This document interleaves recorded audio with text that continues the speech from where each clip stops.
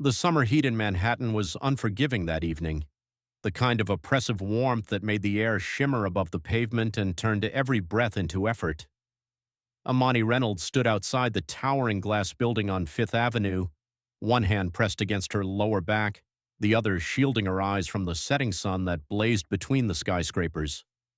At 6 months pregnant, every step had become a careful negotiation with her changing body, and today the baby seemed particularly active, as if protesting the heat just as much as she was. She checked her phone one more time, squinting at the assignment her editor had sent 3 hours ago. Just a simple exterior shot of the Azure Lounge, the city's most exclusive rooftop bar, where some tech mogul was supposedly launching a revolutionary new product tonight. Nothing complicated. Get the shot, go home, put her swollen feet up, and maybe finally finish the article she'd been working on about housing discrimination in Brooklyn. But the heat had other plans. What should have been a 20-minute job had turned into an exhausting trek across Midtown, and now Amani felt the unmistakable signs of dehydration creeping in. The dizziness, the dry mouth, the way her vision seemed to blur at the edges. She looked up at the building's entrance, those gleaming golden doors that probably cost more than most people's cars. Just ask for water, she told herself. They're human beings. Surely they'd understand. Pregnant woman, brutal heat wave, just needs a glass of water. How could anyone say no to that? The lobby was everything she expected, all white marble and crystal chandeliers, the kind of place where even the air felt expensive. A young woman stood behind a sleek podium near the elevators, her blonde hair pulled back so tightly it looked painful, her navy dress probably worth more than Amani's entire month's rent. The hostess, her name tag read Brittany, looked up as Imani approached, and something flickered across her face. Not quite disgust, but close, a kind of cold assessment that said you don't belong here in a language more ancient than words. "Good evening," Imani said, mustering her most polite smile despite the fatigue. "I'm so sorry to bother you, but I'm pregnant and it's incredibly hot outside. Would it be possible to just get a glass of water?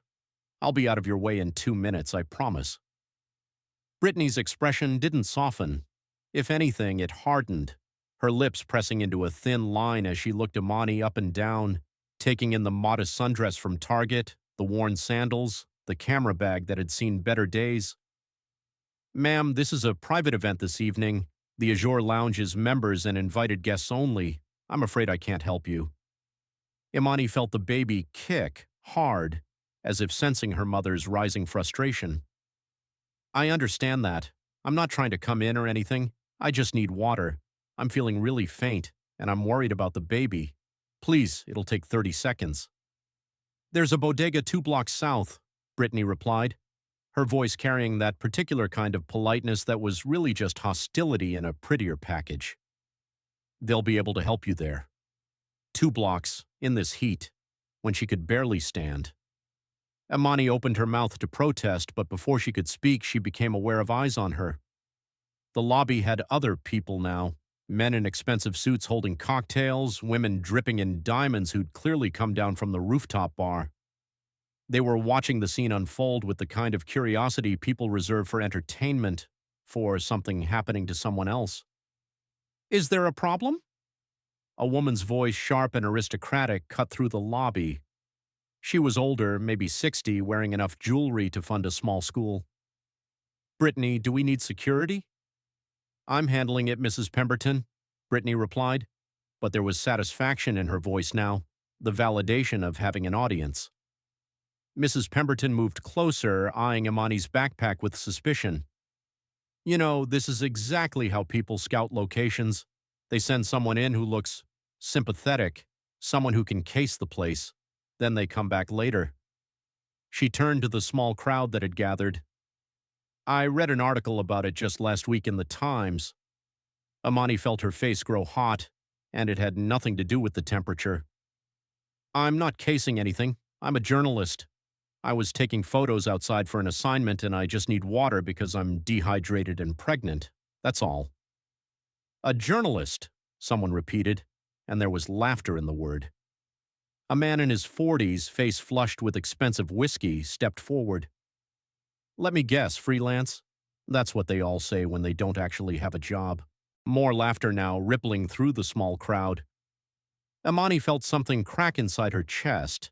That particular hurt that comes not from physical pain, but from the casual cruelty of strangers who saw her as less than human.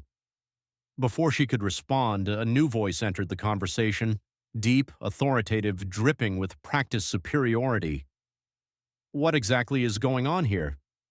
Preston Whitmore, the bar's general manager, emerged from a hallway looking like he'd stepped out of a cologne advertisement.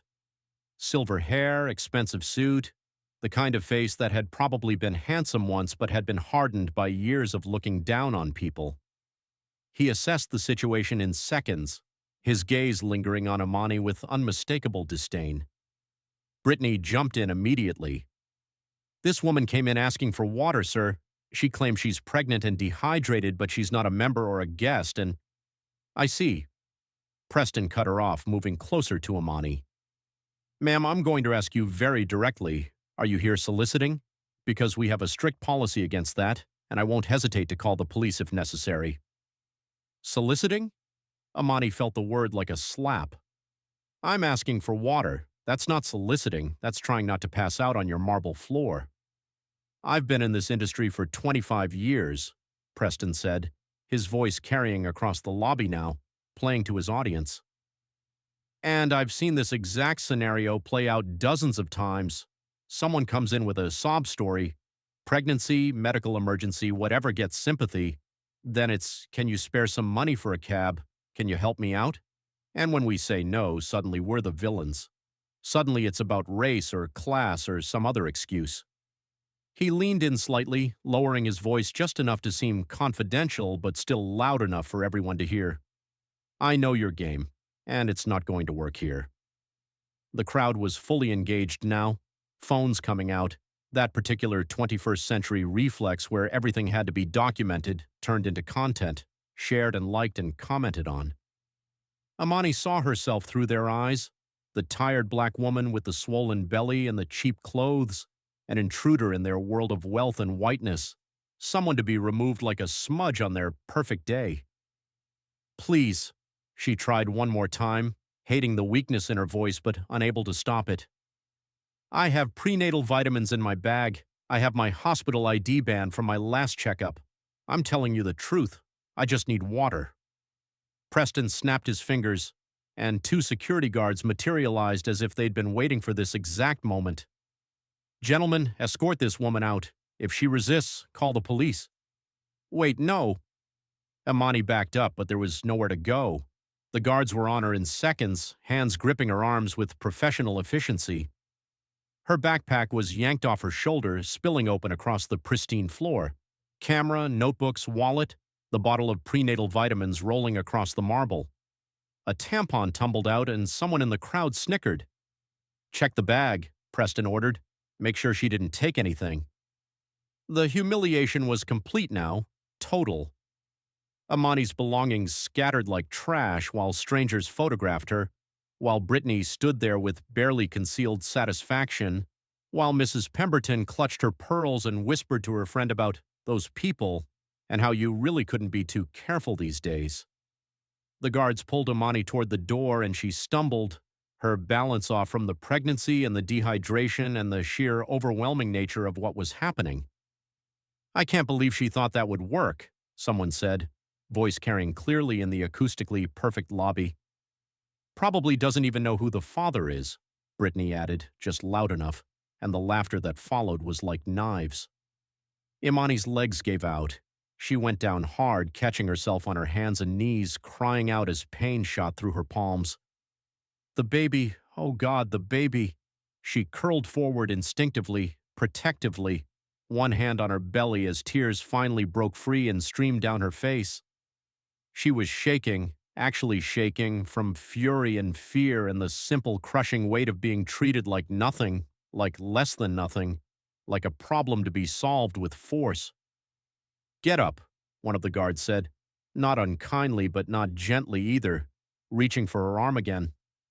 That's when her phone fell. It tumbled from her pocket as she tried to stand, skittering across the marble with a crack that meant the screen had shattered. But it landed face up, and the lock screen was visible. That photo she'd taken just 3 weeks ago, the one that made her smile every time she saw it. Her and Julian, his arm around her shoulders, her hand on her growing belly, both of them laughing at something stupid he'd said. The photo where you could see pure, uncomplicated joy. One of the guards, the younger one whose name tag read Darius, froze. He was staring at the phone and something was happening to his face. Color draining away, eyes widening, mouth opening slightly in what looked like horror. "Oh shit," he whispered, so quietly that at first only Imani heard it. "What?" the other guard asked. Darius picked up the phone carefully like it might explode. He stared at the screen for a long moment, then looked at Imani with something that might have been terror. That's Julian Castellanos." The name hung in the air like a grenade with the pin pulled. Preston had been walking away, satisfied that the problem was solved, but now he turned back. "What did you say?" "Julian Castellanos," Darius repeated, louder now, holding up the phone. On her lock screen, with her. Mrs. Pemberton leaned in, squinting at the phone, and Imani watched the exact moment recognition hit. The woman's face went from curiosity to shock to something approaching panic in the span of 3 seconds. "That's him?" she breathed. "Oh my God, that's actually him." The crowd pressed closer now, but the energy had shifted entirely. No more laughter, no more sneering superiority. Someone whispered, "Isn't he the one hosting the product launch upstairs?" Another voice, shaky, "He's worth like $40 billion. A third, almost pleading, "That could be photoshopped, right? Anyone can Photoshop." Preston snatched the phone from Darius, his hands trembling as he stared at the image. Imani watched him try to find an escape hatch, some way to make this not be what it obviously was. "This doesn't prove anything," he said, but there was no conviction in his voice. People fake photos all the time. She could be a stalker or... The elevator chimed. In movies, they always add dramatic music to moments like this, but real life didn't need it. The simple ding of an elevator was enough, and then the doors slid open and Julian Castellanos stepped into the lobby. He was mid-conversation with 2 assistants, discussing something about quarterly projections, his phone in one hand and a tablet in the other. He looked exactly like he did in the photos Imani had seen before she met him, tall, compellingly handsome, wearing power like a well-tailored suit. But those photos hadn't captured what she'd fallen in love with. That particular smile he wore when he was genuinely happy, the way his eyes crinkled at the corners, the laugh that seemed too loud and too genuine for a man of his wealth and status. That smile was on his face now, right up until his gaze swept the lobby in that casual way people do when entering a space. His eyes found Imani on the floor, surrounded by security guards, her possessions scattered, tears streaming down her face, and Imani watched his expression change. The smile died first, then confusion flickered across his features, and then something else entirely, something cold and dangerous that she'd never seen before. "What?" Julian said quietly, and somehow that whisper carried across the entire lobby. "Is happening here?" Nobody answered. The crowd that had been so vocal moments ago had gone silent, every person suddenly fascinated by their shoes or the ceiling or literally anywhere that wasn't Julian's face. Preston started to speak, stumbled over his words, tried again. "Mr. Castellanos, we didn't know. There was a situation. This woman came in and..." "This woman?" Julian's voice was soft as velvet and sharp as a blade. He was walking now, crossing the lobby with measured steps, his assistants forgotten behind him. "You mean Imani Reynolds, Pulitzer-nominated journalist, my partner, the mother of my child." He reached Imani and his expression transformed the moment he knelt beside her, all that cold fury melting into concern. "Mi amor, are you okay? Is the baby okay?" Imani nodded, unable to speak past the sob caught in her throat. Julian's hands were gentle as he helped her stand, one arm wrapping around her waist protectively, the other hand cupping her face, wiping away tears with his thumb.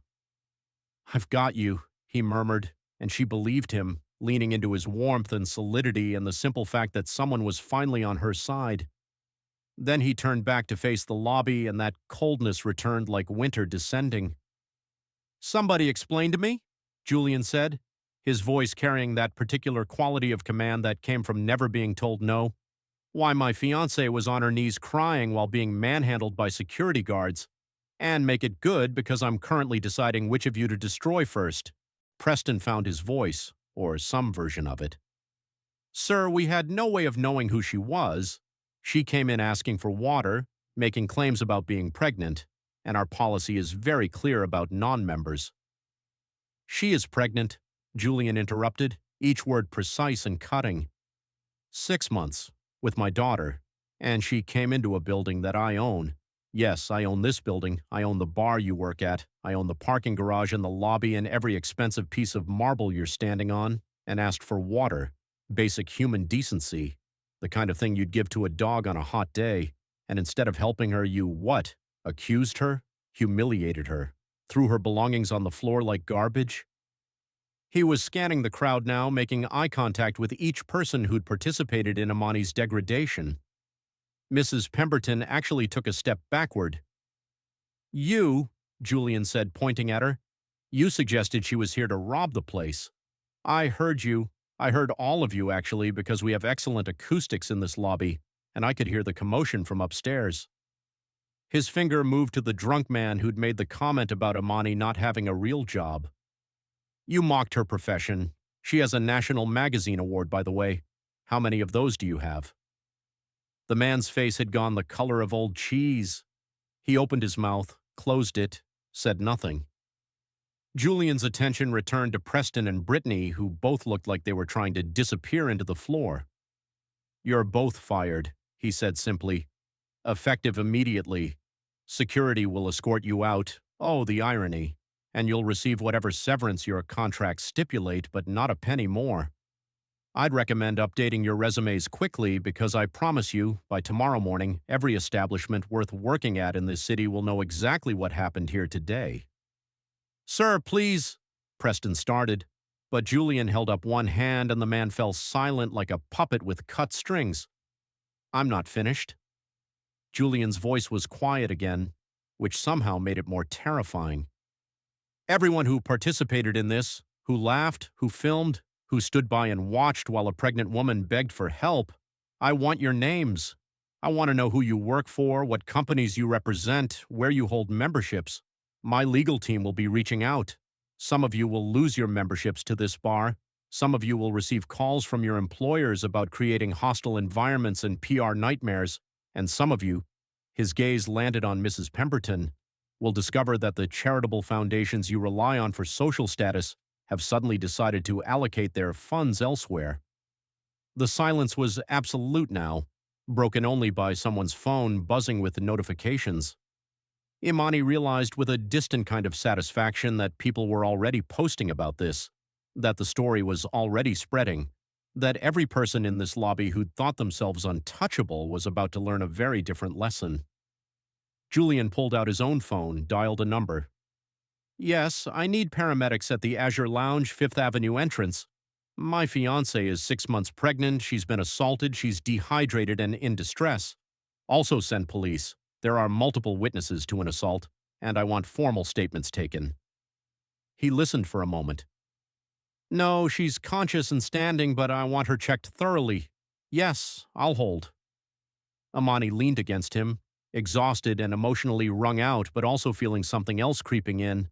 A kind of vindication, maybe, or justice, though neither word felt quite right. What she felt most was seen. After being treated like she was invisible, or worse, like she was dangerous, Julian's presence had forced everyone to actually look at her as a human being. The paramedics arrived within minutes, professional and kind in a way that made Imani want to cry again. They checked her blood pressure, gave her water and electrolytes, confirmed that the baby's heartbeat was strong and steady. The police came too, taking statements, their expressions growing darker as they heard the full story. One of them, an older officer with kind eyes, squeezed Imani's shoulder gently and said, I'm sorry this happened to you, ma'am. Nobody should be treated that way. Preston and Brittany were escorted out looking shell-shocked, their protests falling on deaf ears. Mrs. Pemberton tried to approach Julian to apologize, but he turned his back on her before she could speak. The crowd dispersed quickly, people suddenly remembering important appointments, urgent calls, anywhere they needed to be that wasn't this lobby with its suddenly terrible energy. Darius, the security guard who'd first recognized Julian in the photo, approached hesitantly. "Mr. Castellanos, sir, I just want to say, I'm so sorry. I should have stopped it sooner. I should have done more." Julian studied him for a long moment. "You recognized her importance because of me. But she was important before I showed up. She deserved respect before anyone knew who I was. Remember that." Then his expression softened slightly. "But you did stop. You were the one who looked. Come by my office next week. I'm starting a new foundation, and I need someone heading security who understands that everyone who walks through a door deserves dignity." Darius's eyes widened. "Sir, thank you. I won't let you down." Later that night, curled up in Julian's penthouse with ice packs on her bruised knees and her feet elevated, Amani scrolled through her phone and watched the story explode. Justice for Amani was trending on Twitter. The video footage from the lobby had been leaked by someone, and the internet had done what it did best, turned Preston Whitmore and Brittany into villains overnight.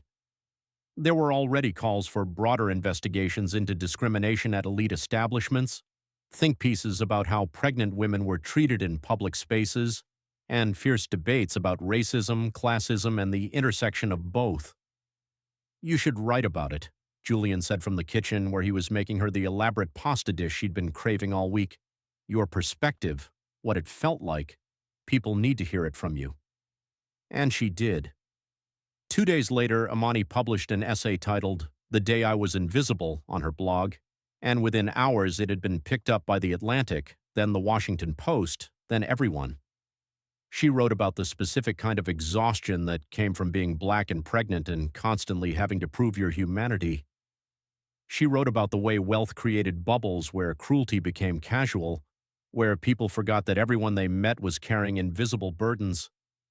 She wrote about Julian too, but not as a savior, as a partner who used his privilege as a weapon against injustice. The essay went viral. It sparked conversations on news shows, in classrooms, at dinner tables across the country. It became required reading in journalism schools. And 3 months later, when Lucia Grace Castellanos was born, healthy and perfect and absolutely furious at being evicted from her warm home, Imani looked at her daughter and promised to build a world where no child would ever be judged by the color of their skin or the size of their parents' bank account. A year after that terrible day, Imani stood in front of a completely renovated building on Fifth Avenue. Where the Azure Lounge had once stood, there was now Lucia's Table, a community center and cafe that provided free meals, water, medical care, and resources for pregnant women, homeless individuals, and anyone else who needed help without judgment or requirements. The Azure Lounge had been shut down within weeks of the incident, hemorrhaging members and reputation until closing was the only option. Julian had bought the space for almost nothing and handed it to Imani to reimagine. The grand opening was packed with people, journalists and activists, former homeless individuals who'd been consulted on the center's design, doctors volunteering their time, and dozens of pregnant women who finally had a safe place to rest. Preston Whitmore was reportedly working at a chain restaurant in New Jersey, his reputation destroyed so thoroughly that no upscale establishment would risk hiring him. Brittany had issued multiple apology videos, each more painful than the last, each revealing how little she actually understood about what she'd done wrong. As Imani cut the ribbon with Lucia balanced on her hip, surrounded by people who believed in kindness over cruelty, she thought about that moment on the lobby floor when she'd felt so small, so powerless, so utterly alone. She thought about how close she'd come to just leaving, to accepting that this was how the world worked, that people like her weren't welcome in spaces like that. But she'd stayed, and Julian had arrived. And justice, imperfect and incomplete as it always was, had showed up too. Not because she'd needed a billionaire to save her, but because the truth had a weight that even money and privilege couldn't ignore forever. The people who'd tormented her had faced consequences. The systems that enabled such cruelty were being questioned and challenged, and most importantly, Lucia's table existed now, a permanent reminder that everyone deserved dignity, that kindness wasn't optional, that society was measured by how it treated its most vulnerable. The golden plaque by the entrance read, "In a world where you can be anything, be kind." Everyone is carrying something you cannot see. Imani traced the letters with her finger, Lucia grabbing at her hand, and she smiled. The world hadn't changed overnight. There were still 1,000 fights ahead, 1,000 more injustices to expose and challenge. But here, in this space, on this day, kindness had won. And sometimes that had to be enough.